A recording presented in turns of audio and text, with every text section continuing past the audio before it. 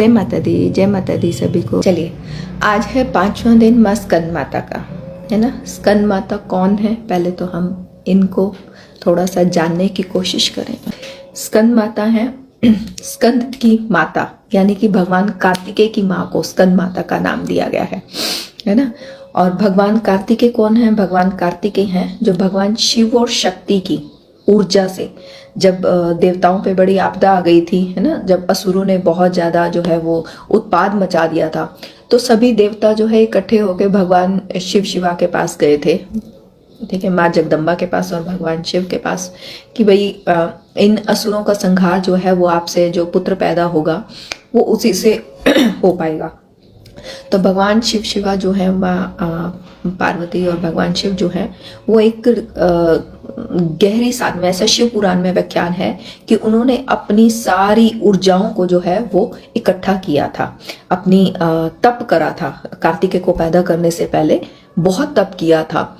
Actually वैसे तो ये एक सिंबॉलिक है हमारे लिए, हमारे को समझाने के लिए कि भाई हम किसी भी साधक तो नहीं कहूँगी, मतलब किसी भी ग्रस्त को जब इस जीवन में हमको एक नई आत्मा को लेके आना है, तो firstly we have to prepare our self, not to like this कि भाई हाँ भाई शादी हो गया और बस बच्चे कर देने हैं, है ना। क्योंकि भगवान शिव शिवा के जीवन से ना हमें हर बार कुछ सीखने को मिलता है। वो उनके जीवन के हर एक पहलू से हमें कुछ ज्ञान मिलता है सीखने को, है ना। वो जो भगवान ने लीला करी थी, या शिव पुराण में जिस लीला का वर्णन है, वो लीला का वर्णन है कि भगवान शिव और शक्ति जो है वो एक गुफा में चले जाते हैं, एकांत में चले जाते हैं, है ना। हमने उसको, हमारे कलयुग ने उसको क्या मॉडिफाई कर दिया है, हनीमून का नाम दे दिया है। मैं सच बता रही हूँ, आप मुझे कहोगे ना, मैं आपको शिव पुराण भी डिकोड करके बता सकती हूँ आज के कलयुग ने कैसे उसको जो है मॉडिफाई कर दिया है ना।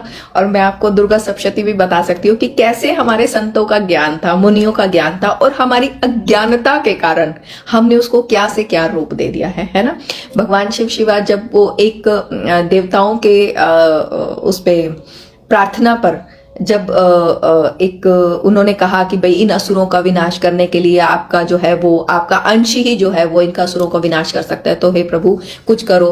तो फिर भगवान शिव और शक्ति क्या करते हैं, वो एक गुफा में चले जाते हैं और वहां पे बहुत तप करते हैं। और ये शिव पुराण में एक ये उल्लेखित है कि भगवान शिव शक्ति की जो ऊर्जा प्रबल चरम पे आ जाती है, तो वो दोनों ऊर्जाएं मिलती है और फिर भगवान कार्तिकेय का जो है वो जन्म होता है ना। लेकिन हमने उसको इतना, हमारी मॉडर्न जो है वो कलयुग ने उसको मॉडिफाई कर दिया है कि हाँ जी शादी के बाद जो है वो घूमने जाना चाहिए, क्योंकि अज्ञानता है ना, पता ही नहीं है, ज्ञान ही नहीं है कि किस लिए। वो इसलिए कि जब तक एक नई आत्मा को जो हमने पैदा करना है वो 100% सात्विक हो, उसके कार्मिक बहुत ज्यादा प्रबल ना हो, उसके लिए मैस्कुलिन और फेमिन एनर्जी दोनों को इस लेवल पे साधना करनी चाहिए, ताकि उनके शरीर में यदि कोई रोग है, उनका कोई कर्म प्रबल हो रहा है, उनका पास्ट का किसी कार्मिक के कारण, कि उनकी औलाद में ना वो चीज आ जाए, तो उनको पहले साधना करनी चाहिए। अज्ञानता की कमी के कारण हम पता नहीं कहां से कहां पहुंचे जा रहे हैं। चलो, हमारा ये टॉपिक नहीं है, जब मैं शिव पुराण को डिकोड करूंगी ना तब उसमें भी ये सारी चीजें बताऊंगी। अभी हम स्कंद माता का जो है रूप का वर्णन कर रहे हैं। जैसे जैसे साधक साधना करता है तो शक्ति जब अगले चक्र तक पहुंचती है, आज का जो चक्र है 5वां, विशुद्धि चक्र का है हमारे बोल चाल हाव भाव का। अब स्कंद माता कौन है? जिन्होंने अपने गोद में जो है वो कार्तिकेय को बिठा रखा है। भगवान कार्तिकेय कौन है? भगवान शिव और शक्ति की जो ऊर्जा का जो मिश्रण है, तेज है। बहुत सारे लोगों को शायद, क्योंकि हमारे सनातन धर्म की तो नॉलेज है ही नहीं है, इसीलिए हम अज्ञानता में जिए जा रहे हैं, बस अंधे गूंगे बहरे की तरह जीवन जी रहे हैं। तो भगवान कार्तिकेय को माँ पार्वती ने ही श्राप दिया था कि तुम जो है वो हमेशा बालक बन के रहोगे और तुम्हारे अंदर बहुत वीरता होगी। कार्तिकेय भगवान को जो है मुरंग भी कहा जाता है, साउथ इंडिया में उनको उस रूप से जो है वो पूजा जाता है ना।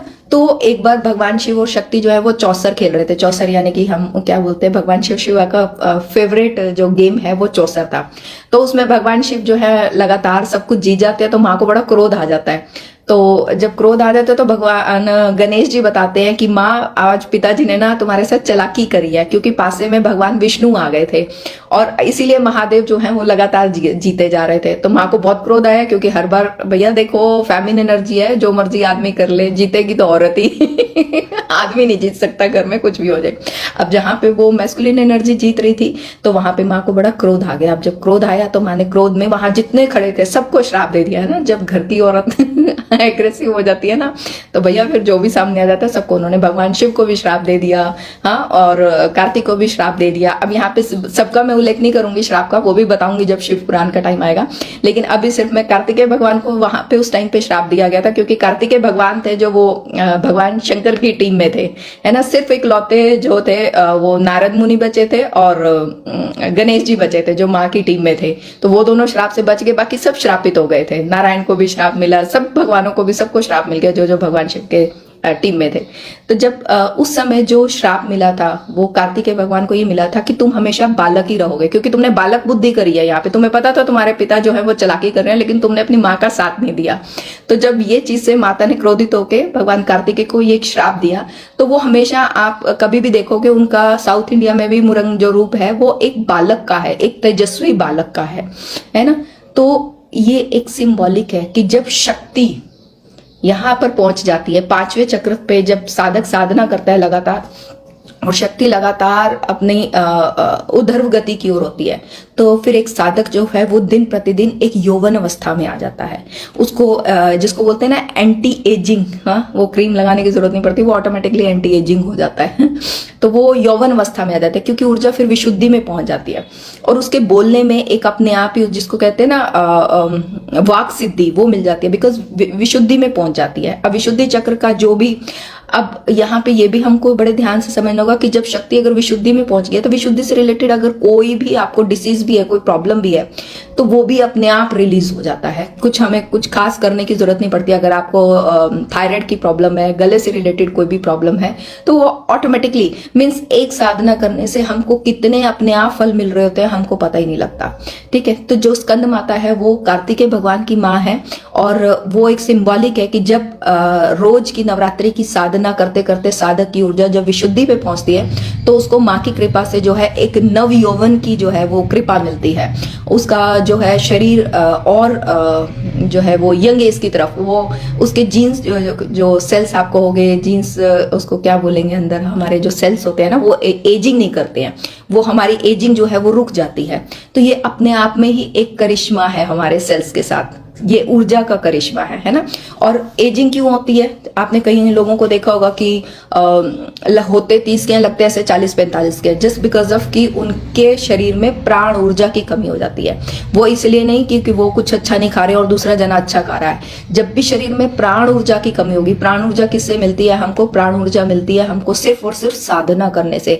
इसीलिए हम मंदिरों में जाते हैं, वो क्योंकि ये हमारे साधु सन्यासियों ने या हमारे परमात्मा ने वो जो ऊंची ऊंची पहाड़ियों पे जो मंदिर बनाए ना, आप देखो जितने भी हमारे देवस्थान है ना वो सब ऊंची पहाड़ियों पे जाके क्यों है, क्योंकि प्रभु को पता था ये कलयुग का इंसान है ना, ये साधना वादना नहीं करेगा, इसके बस का ही नहीं है टिक के बैठना, आंख बंद करके बैठना। वो हर समय भूचाल की तरह जो है वो ये भी देख लूं वो भी देख लूं, यहाँ भी वो भी, उसको शांति से अकेले में रहने की आदत ही नहीं है, वो हर समय हा हल्ला में रहेगा।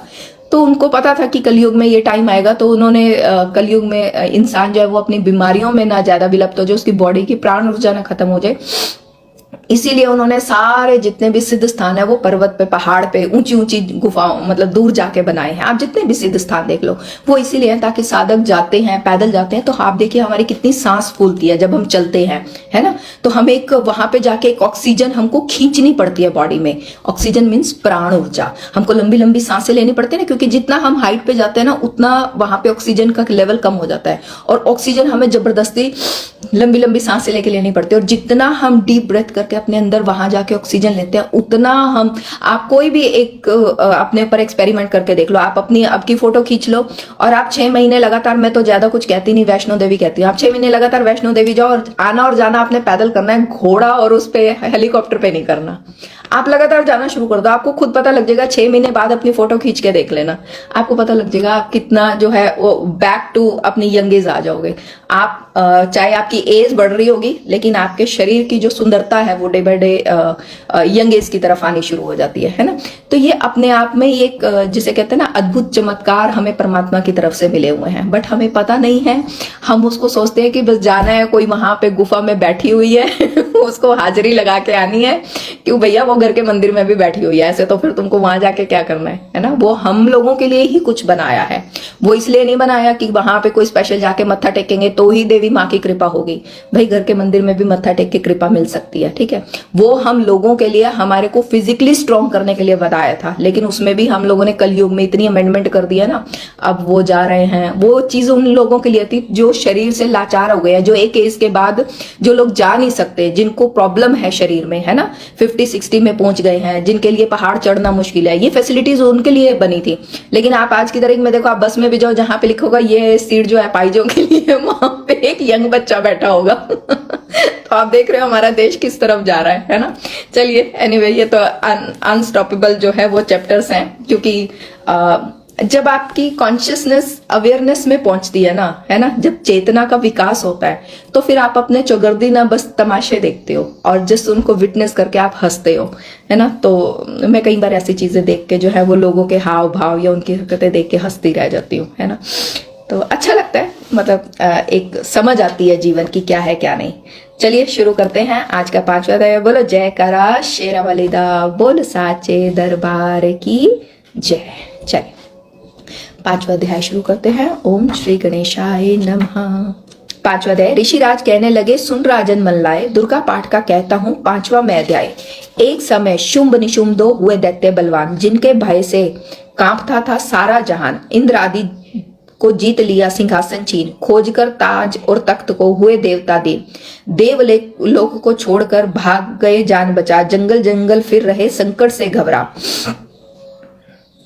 तभी याद आया उन्हें देवी का वरदान, याद करोगे जब मुझे करूंगी मैं कल्याण। तभी देवताओं ने स्तुति करी, खड़े हो गए हाथ जोड़े सभी, कहने लगे ऐ मैया उपकार कर, तू जल्दी आ दैत्यों का संहार।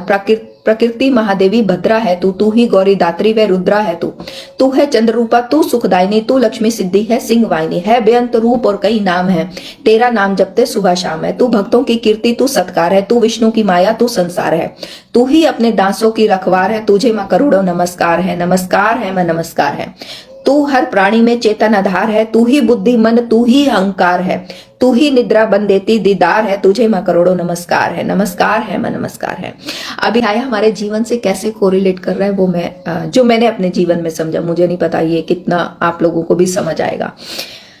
जैसे जैसे हम अपनी साधना में आगे बढ़ते हैं, जैसे जैसे शक्ति हमारे अंतर में, वो माँ भगवती हमारे अंतर में, हमारे जीवन में, हमारे कण कण में जब जागृत होनी शुरू होती है, सिर्फ साधना से हमारे अंतर में नहीं, वो हमारे जीवन में, हमारे काम में, हमारे बिजनेस में, हमारी सोच में, हमारे विचार में, हमारे खाने में, हमारे पीने में, हमारे उठने में, हमारे बैठने में, हर चीज में फिर हमारी जो वो है ना ऊर्जा का प्रचार होना शुरू हो जाता है, अपने आप वो ऊर्जा फैलनी शुरू हो जाती है। फिर हम खाएंगे भी ना तो हमको पता होगा कि ये चीज मेरे खाने के लिए अच्छी है, ये मेरे शरीर के लिए अच्छी है, हम ऑटोमेटिकली सात्विक आहार पे आ जाएंगे। हम बात भी करेंगे ना तो ऑटोमेटिकली उसमें भी देवी का रूप सिर्फ ये नहीं है कि भाई मैं साधना कर रही हूँ और बस वो 1 घंटा मैंने साधना करी और हो गया, नहीं, देवी की कृपा मेरे जीवन में हर पल हर क्षण रहती है। अगर मैं कोई बात भी कर रही हूँ कि उसमें भी अगर कोई चीज आ गई, अब जैसे शुंभ निशुंभ कौन है, इस चीज को भी हमको ध्यान से पढ़ना पर समझना है कि शुंभ निशुंभ ये वो हमारे अंदर के विचार हैं जिनको हम इस रूप में ले लेते हैं कि अरे ये करना शुभ है, अरे ये करना शुभ नहीं है,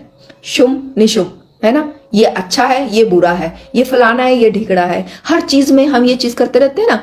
बड़े सारे शास्त्रों में लिखा है, जैसे स्वपन शास्त्र में देखो कि भाई रात को काला नाग दिखाई दे तो ये हो, फलाना हो तो ये हो, तो वो सच है, हम ये नहीं कह रहे, क्योंकि हमारे शास्त्रोक्त लिखित बातें हैं तो सच है।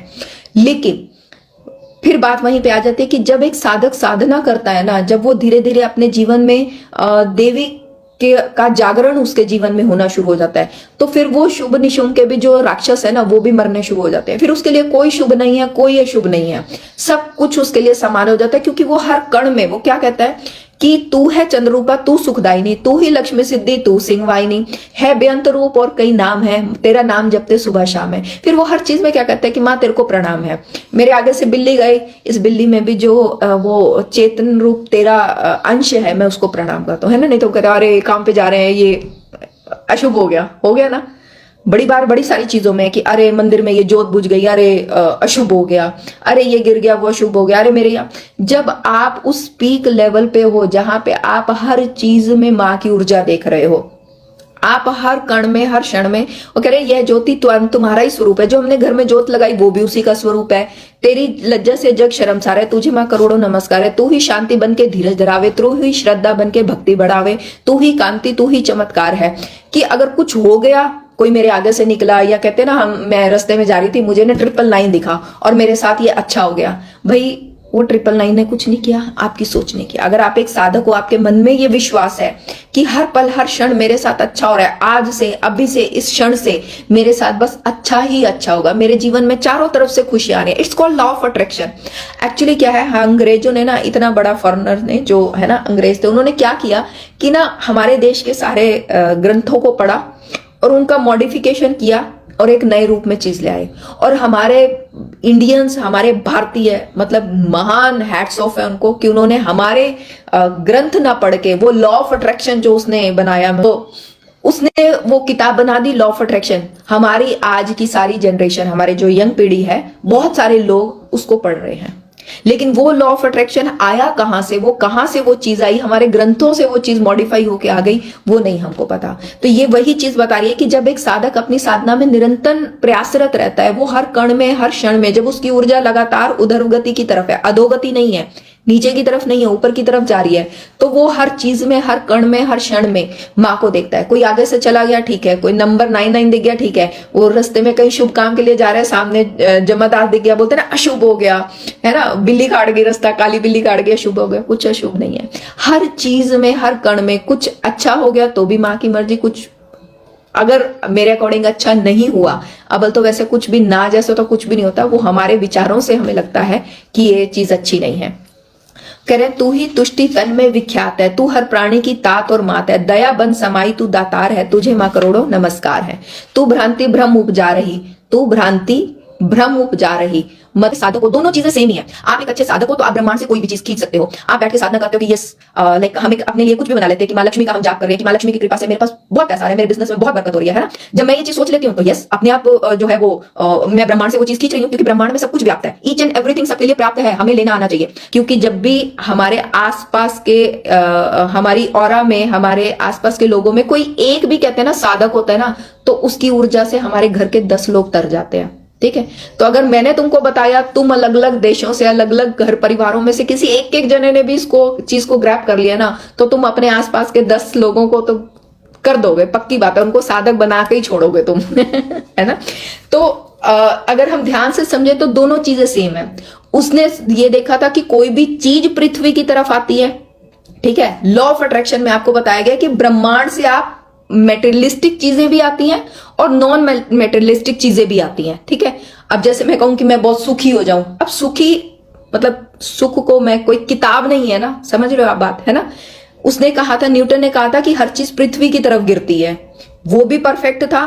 और जिसने लॉ ऑफ अट्रैक्शन की बुक लिखी उसने बोला कि सब कुछ आप ब्रह्मांड से खींच सकते हो, दोनों चीजें सेम है, हमको सिर्फ समझना आना चाहिए। वो एक इंसान के लिए है जो मेटेरियलिस्टिक वर्ल्ड में रहता है, वो उसके लिए एक साधक के लिए जो कुछ भी जीवन में, अगर उसके पैसा नहीं है वो पैसा खींच सकता है, उसके लाइफ में उसको रिस्पेक्ट नहीं है रिस्पेक्ट खींच सकता है, उसको प्यार चाहिए वो प्यार खींच सकता है, उसको अच्छा अपना क्या चाहिए पार्टनर चाहिए वो खींच सकता है, किसी को अच्छा अपना बॉयफ्रेंड चाहिए, गर्लफ्रेंड चाहिए, किसी को बेटा चाहिए, किसी को बेटी चाहिए, भाई सब कुछ ब्रह्मांड में व्याप्त है।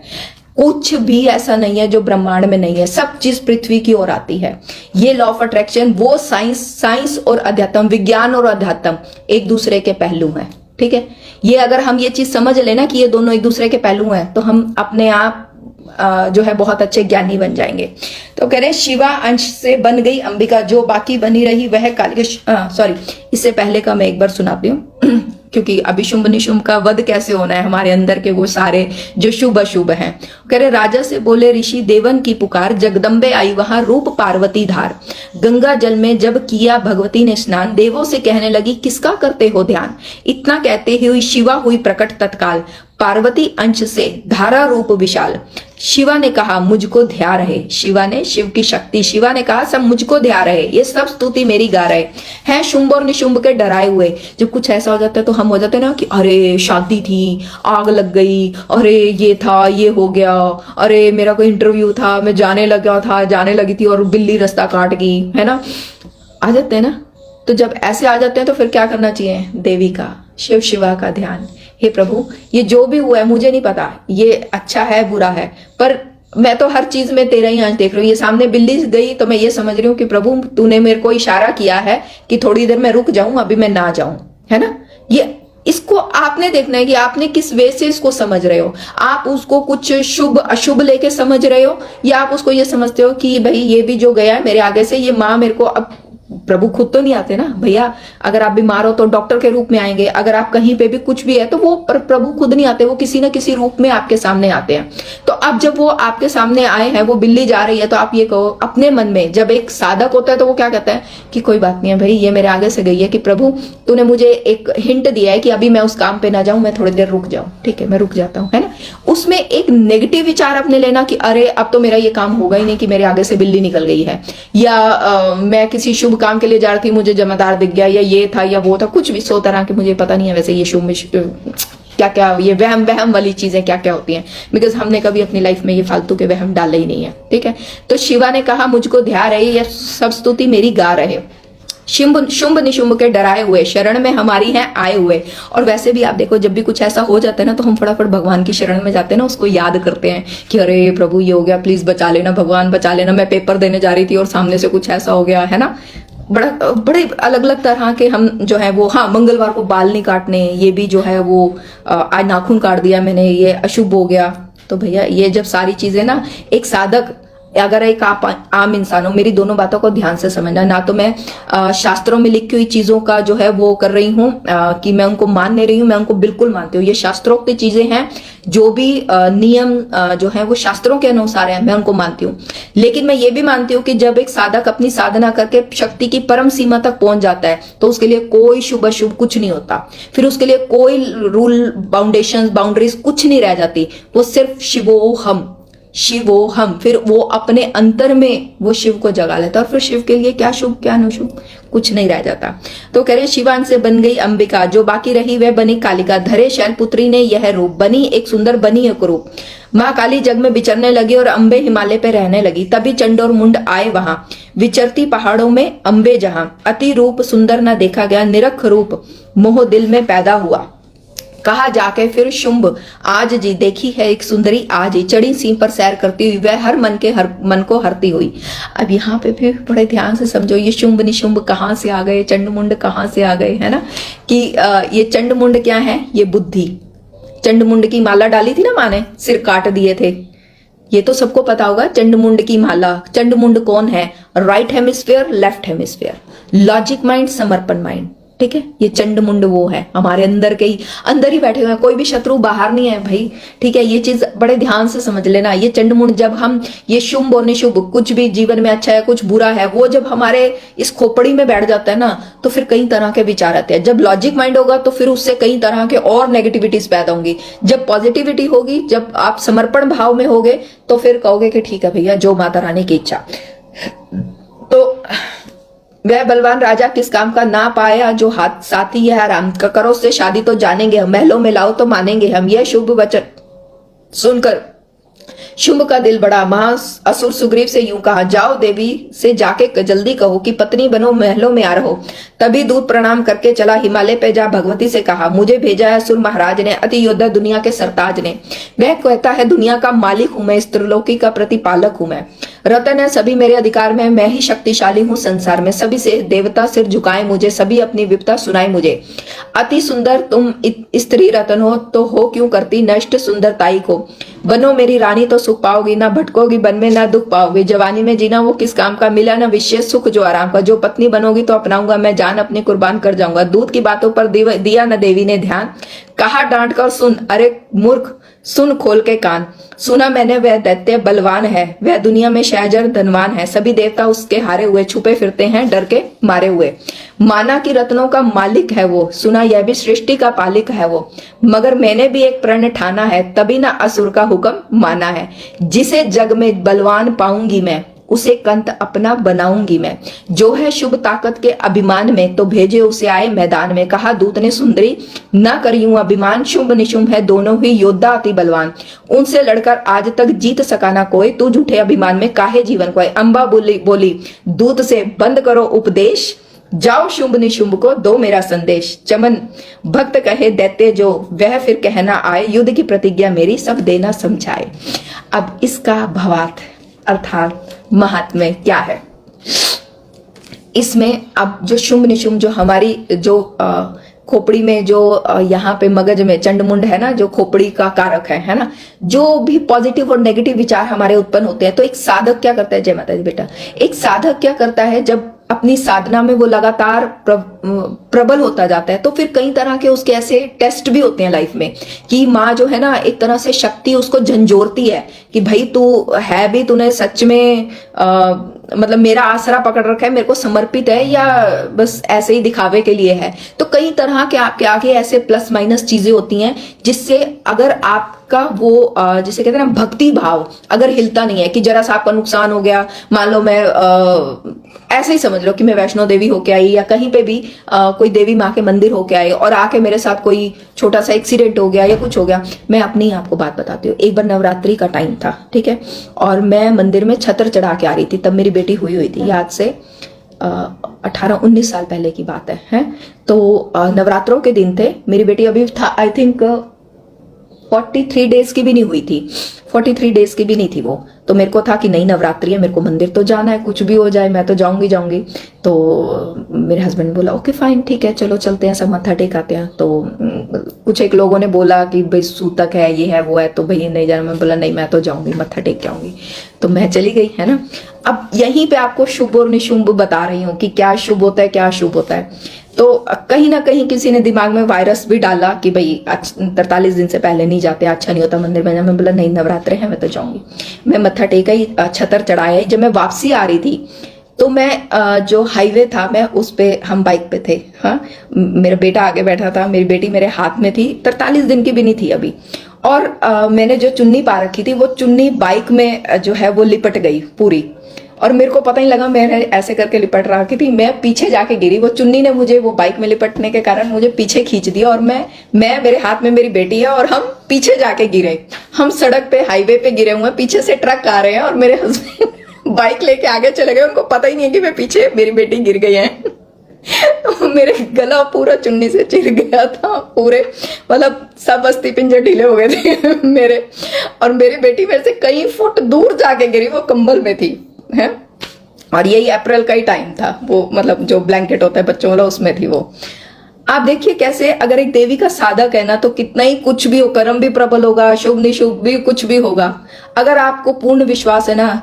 तो मैं जैसे गिरे ना, मेरे मुंह से निकला हाय माता जी, हाय अम्बा जी, है ना, हम मतलब मेरा नॉर्मली है जय माता दी। तो गिर गई और मेरे हस्बैंड आगे पहुंच गए और उनको लोग बता रहे हैं कि पीछे आपकी वाइफ गिर गए हैं।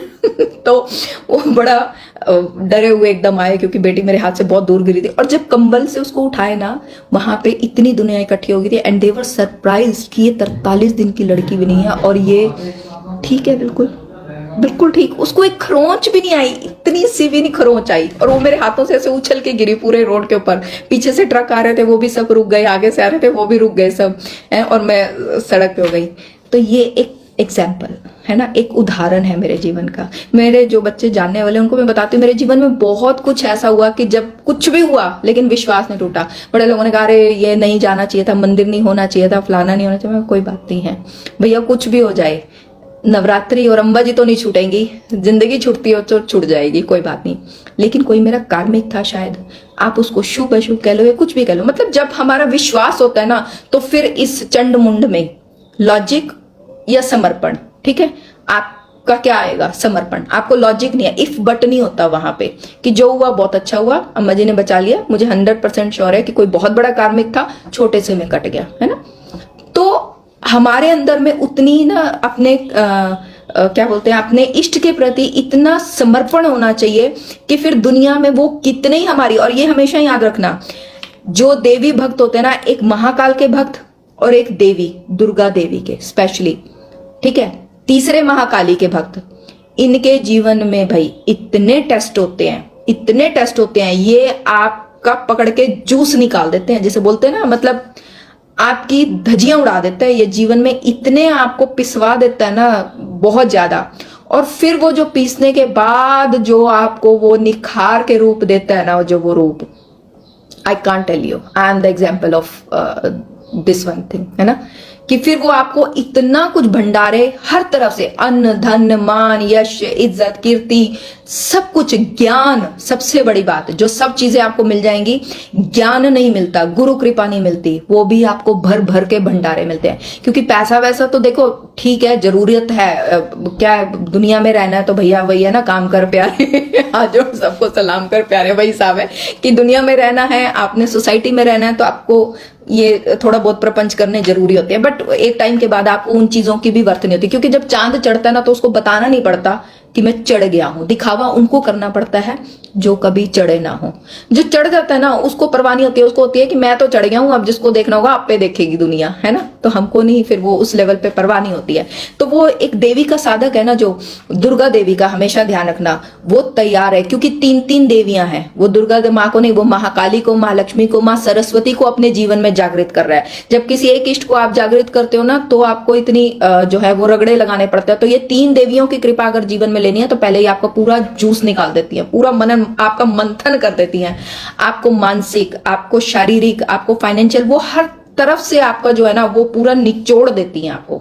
और फिर उसके बाद आपको जो निखार के वो आपको लाइफ जो जीवन मिलता है ना, वो फिर अनबीटेबल होता है, वो जीवन फिर किसी के पास नहीं होता। आपके चुगर्दी आप नजर घुमाना, आपको आप वैसा जीवन जीता कोई नहीं नजर आएगा जैसा एक वो साधक जी रहा होता है। तो ये एक देवी की अपरंपार कृपा है, हर कोई महाकाल और माँ दुर्गा का साधक नहीं बन पाता, ठीक है, बहुत बहुत जो है वो उसके लिए रूल एंड रेगुलेशंस होते हैं, है ना। तो कह रहे हैं जब माँ ने फिर, और यही वो कह रही है माँ कि जिससे बलवान पाऊंगी मैं, उसे ही अपना कंत बनाऊंगी मैं।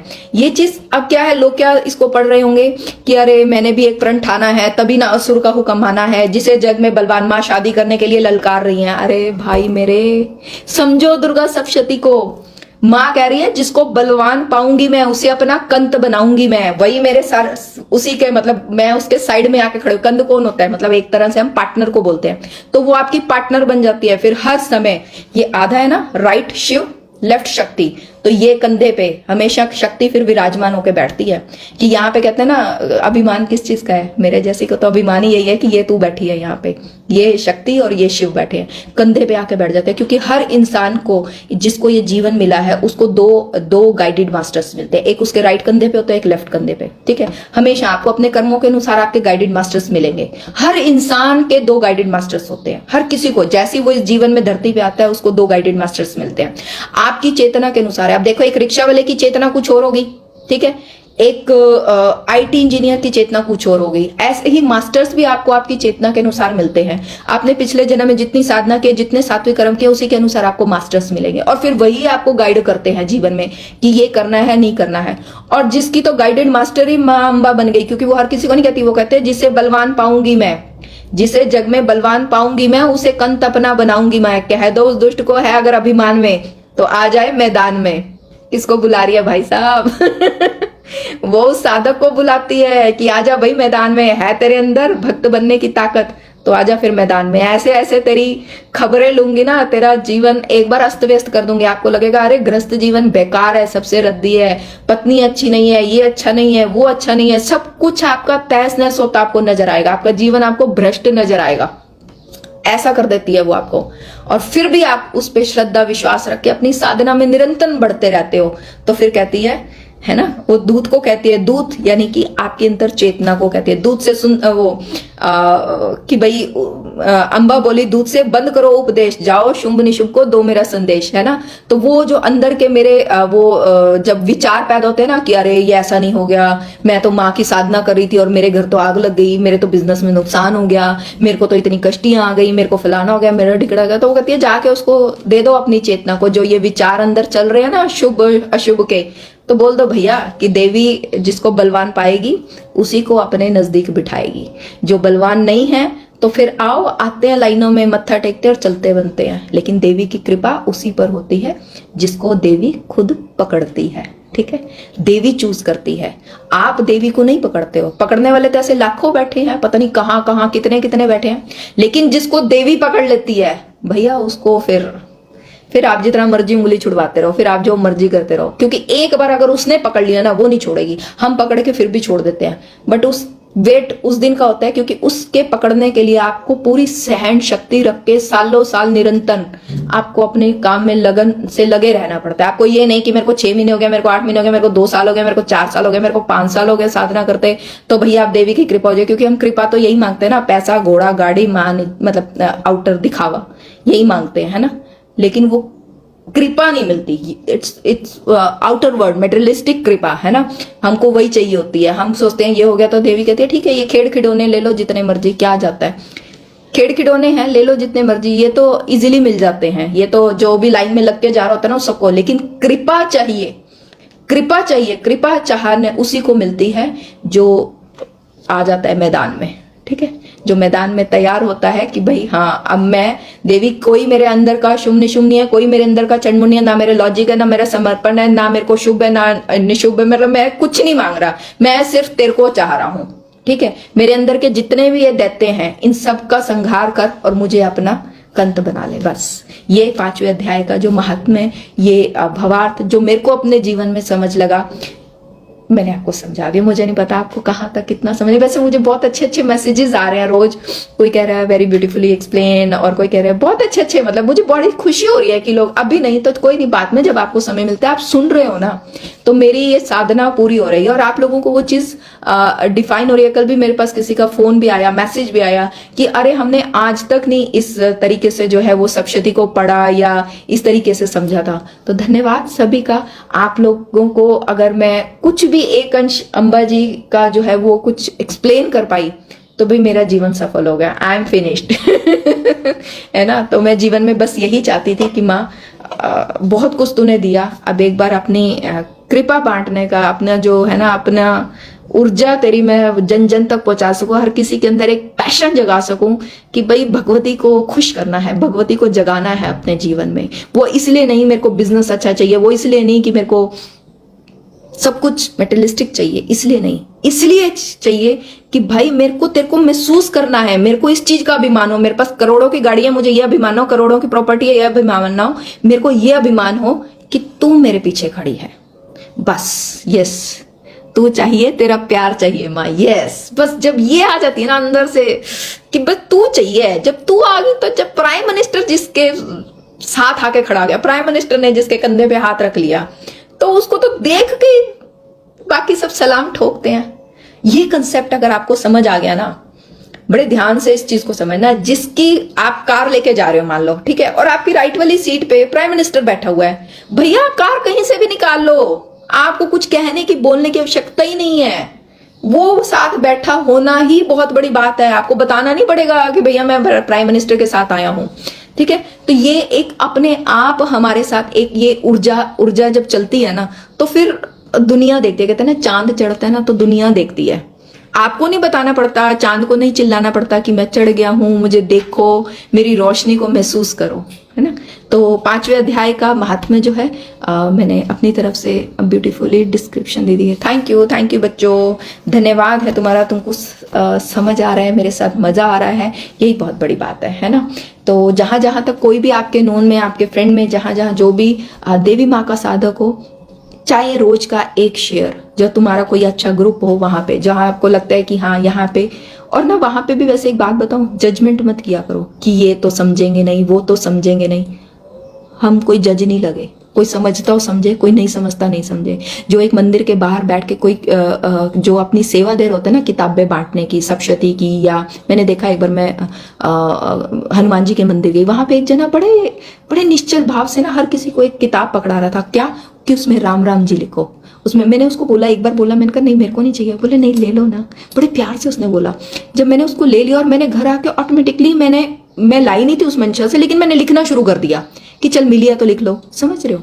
मैंने लिखा, उसका प्रताप उसको मिला होगा, 100% मिला होगा, क्योंकि मेरा मन नहीं था लेने का कि यार मैं क्यों लूं किसी से किताब, मेरे को लिखना होगा मैं खुद लिख लूंगी, मेरा भाव ये था उस टाइम।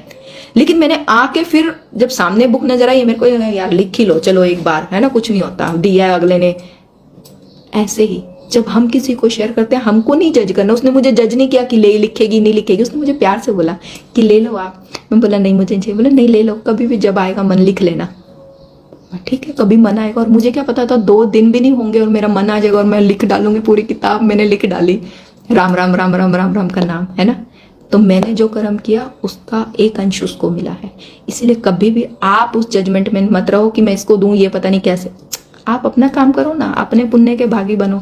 किसी को करना होगा करेगा, क्योंकि आपको क्या पता कब उसका जो है वो देवी कृपा हो जाए और वो इस महात्म्य को सुन ले और उसका एक अंश हमको भी मिल जाए, तुमको भी मिलेगा। हमने ये ना एक चेन सिस्टम है, वो चेन बिजनेस होता है ना, एक कंपनी है वो आगे आप 4 एम्प्लॉय बनाओ, फिर आगे 4 एम्प्लॉय बनाओ, ये भी चेन है। ये मैं इसकी एम्प्लॉय हूँ, मैं तुमको एम्प्लॉय बना रही हूँ ठीक है, सबको एक एक अंश आएगा हमारे को। तो भैया अपना अपना हमको प्रॉफिट चाहिए ये कृपा का प्रॉफिट तो चाहिए ही चाहिए अपने को, और कुछ हो ना हो ये तो चाहिए ही चाहिए। इसीलिए कोई शर्म नहीं है मुझे ये बात कहने में कि बहुत बहुत आपका धन्यवाद होगा। आप इसको शेयर करो, आप लोगों तक पहुंचाओ देवी की महात्म्य को। हो सकता है कोई ऐसा हो जो ध्यान से कोई मुझे मेरी गलती बताए कि ऐसे नहीं आप ये चीज बताओ, मे भी हो सकता है कोई, अगर मेरी कोई त्रुटि रह रही होगी तो मुझे वो भी पता लगेगी। ठीक है, कल ना मेरे पास बड़ा अच्छा एक क्वेश्चन आया था, मैं अभी टाइम ज्यादा हो गया लेकिन मैं कल करूंगी। मेरे से उन्होंने पूछा है कि क्या हम दुर्गा सप्तशती के पाठ का टाइम नहीं है तो क्या हम सिर्फ सिद्ध कुंजिका कर सकते हैं। तो डेफिनेटली कल मैं आपको सिद्ध कुंजिका की पावर्स बताऊंगी, मारन, मोहन, वशीकरण, उच्चाटन, स्तंभन, कैसे वो सारी चीजें जो है सिर्फ एक सिद्ध कुंजिका के पाठ से हो सकती हैं और बहुत आसान है उसको करना, और कैसे उसको जागृत किया जाता है, वो सारी चीजें मैं आपको कल बताऊंगी। कल हम पाठ ना करके परसों हम 2 पाठ कर लेंगे, 6वां और 7वां अध्याय, और कल आई होप मैं आपको जो है वो सप्तशती का क्लियर करूंगी। ठीक है, तो मिलते हैं कल। बोलो जय करा शेरावलिता, बोल साचे दरबार की जय। टेक केयर, ब्लेस यू, जय माता।